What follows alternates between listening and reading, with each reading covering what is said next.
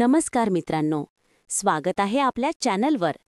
आज आपण जाणून घेणार आहोत लाडकी बहीण योजना ई-केवायसी प्रक्रिया स्टेप बाय स्टेप.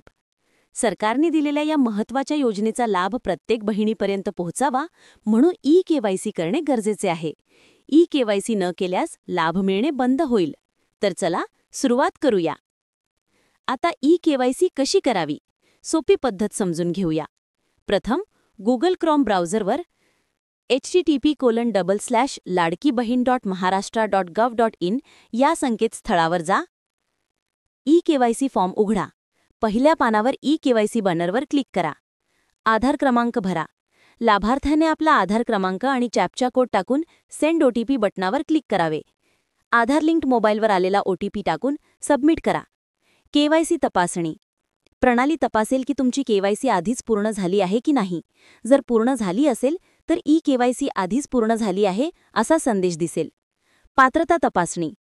तुमचा आधार क्रमांक योजनेच्या पात्र यादीत आहे की नाही हे तपासले जाईल. पती किंवा वडिलांचा आधार क्रमांक आणि कॅप्चा कोड टाकून ओटीपी पडताळणी करा. प्रमाणपत्र. जात प्रवर्ग निवडा आणि खालील बाबी प्रमाणित करा.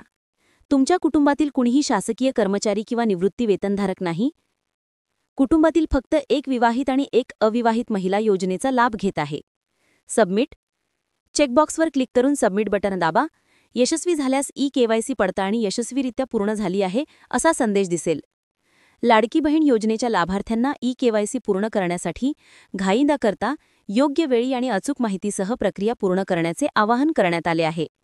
चुकीची माहिती टाळा आणि नियमांचे पालन करा, अन्यथा लाभ बंद होण्याची शक्यता आहे.